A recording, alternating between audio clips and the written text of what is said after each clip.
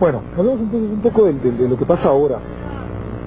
Vamos a tratar de ponernos serios con usted, aunque que eso es difícil, no soy un presentador como tú.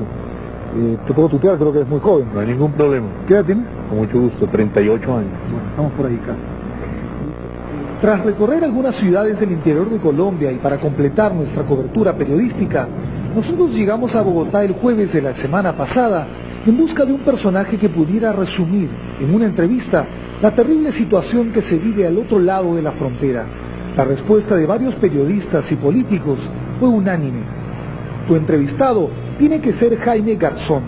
Solo con una frase nos dimos cuenta que Garzón era a quien estábamos buscando. Ya más muertos no se necesitan en este país. Más miedo no se necesita. Necesita que se sienten a hablar.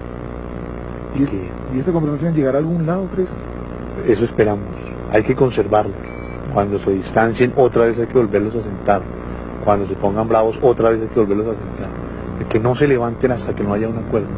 Porque todas las veces que se ha interrumpido ha sido peor. Más muertos, más tragedia, más agresión, de lado y lado. Entonces ellos reclaman sus guerrilleros presos, sus guerrilleros desaparecidos. Pero otros reclaman sus secuestrados civiles, sus secuestrados militares. Entonces, lo único que quiero es que se sienten. Hay que darse la pela por la paz. Y la paz es, siéntense a hablar, por favor. Siéntense a hablar.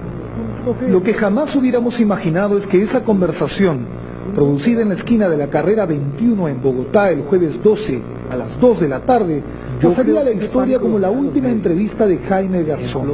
Solo unas horas después, cerca de las 6 de la mañana del viernes 13 de agosto, y vistiendo aún esa chompa blanca con la que nos había recibido, 4 balazos le quitarían la vida al único colombiano que con su picante humor político y su sagacidad a prueba de balas, transmitía en las pantallas de televisión la esperanza de paz de todo un pueblo.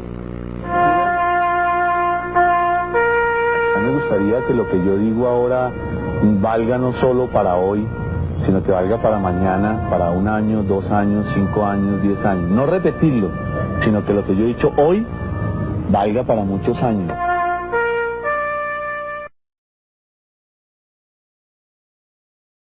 La actividad de Heriberto de la Calle y el extenso pasado político de Jaime Garzón permitieron incluso que jugara un papel fundamental en la búsqueda de la paz en Colombia. Varias veces fue negociador entre el gobierno y la guerrilla e intervino personalmente en la liberación de varios personajes que habían sido secuestrados. Por todo esto, nosotros buscamos a Jaime Garzón apenas llegamos a Bogotá el jueves de la semana pasada, al mediodía.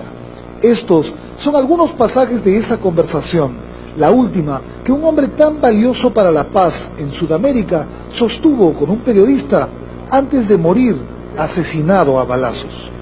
¿Los bogotanos sienten la violencia muy de cerca o es una cosa que ocurre ahí del cerro más allá?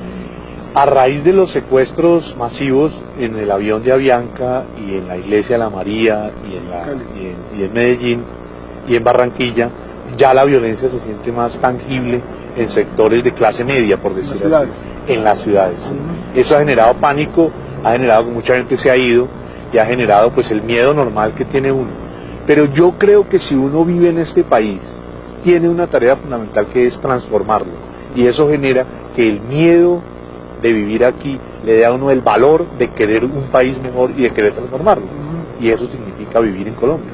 Pero la guerra dejó de ser el sentido de lograr el poder y se convirtió en un negocio del cual ya también se benefician los norteamericanos, que es la venta de armas a la guerrilla, al paramilitarismo, al gobierno, y en eso se volvió una cosa, a cambio de que la guerrilla y los paramilitares y parte del gobierno tienen problemas de corrupción con el narcotráfico, nexos con el narcotráfico, y viven, en cierto modo, del narcotráfico, unos directamente, unos indirectamente.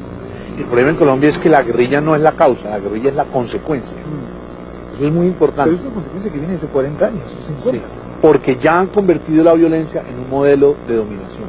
Así como hay principados, así como hay reinados, así como hay modelo presidencial, así como hay modelo parlamentario, aquí los poquitos han convertido la guerra en un negocio del cual se surten y viven. Ese es el problema, por eso hay que darse la tarea de decir quiénes viven y se benefician de la guerra. Ahí está el problema. El tema es amplio, de repente es difícil encontrarle alguna razón. Aquí llevamos 42 años en el tema y no hemos podido arreglar. Difícil que podamos arreglarlo en una conversación. Pero no, a mí me interesa que usted entienda, por ejemplo, que hay dos sectores, que los dos sectores están minados por dineros de narcotráfico, que los dos sectores quieren voluntad de paz encima de la mesa, pero por debajo de la mesa se patean. Eso es como lo importante, ¿no? Que le quede claro a la gente. En ese punto, ¿qué papel cumplen las fuerzas paramilitares que están, creo que al mando del señor Carlos Castaño?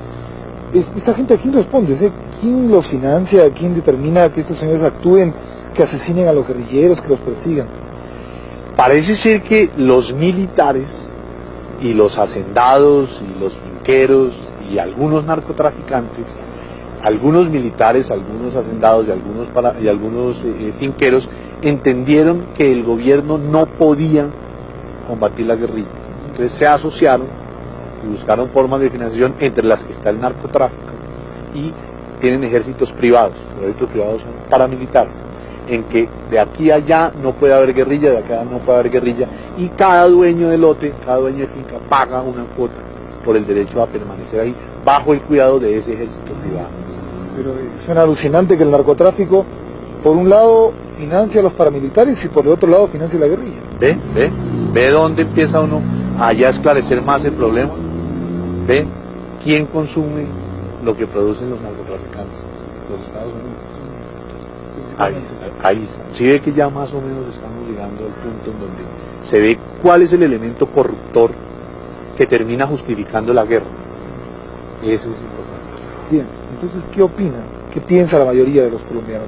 ¿A favor de qué están? Algunos que ven el problema como muy sencillo o sin complicaciones, creen que la solución es que los norteamericanos nos invadan. O sea, una bomba atómica acá y que todo se vaya al diablo. Porque ellos no entienden que los norteamericanos también son parte del conflicto.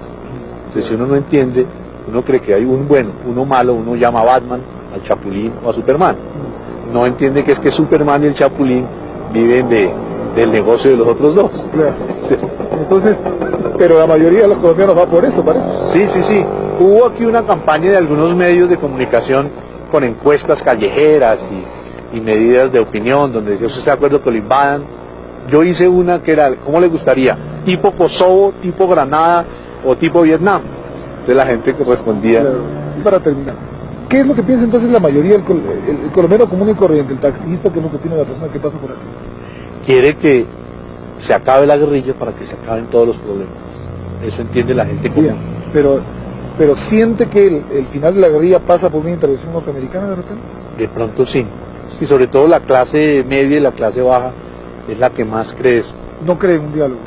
No, ya no cree en están, una conversación, no creen. Ya están decepcionados de tanto intento de diálogo. Bien, la gente que vive en esta ciudad siente que caminando por la calle le puede caer un bombazo en cualquier momento. Pues ¿Tú lo sientes? No, yo no vivo en esa situación, pero habrá gente que sí. Lamentablemente, Jaime Garzón se equivocó. Él sí tenía por qué preocuparse.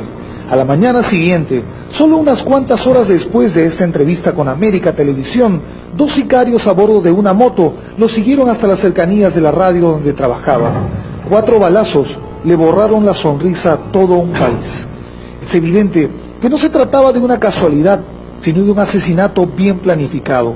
Por eso, se podría pensar que mientras conversábamos con él, algún paramilitar o algún guerrillero nos seguía muy de cerca con el dedo en el gatillo, simplemente esperando el momento más adecuado para convertir a un gestor de la paz en una nueva víctima de la guerra.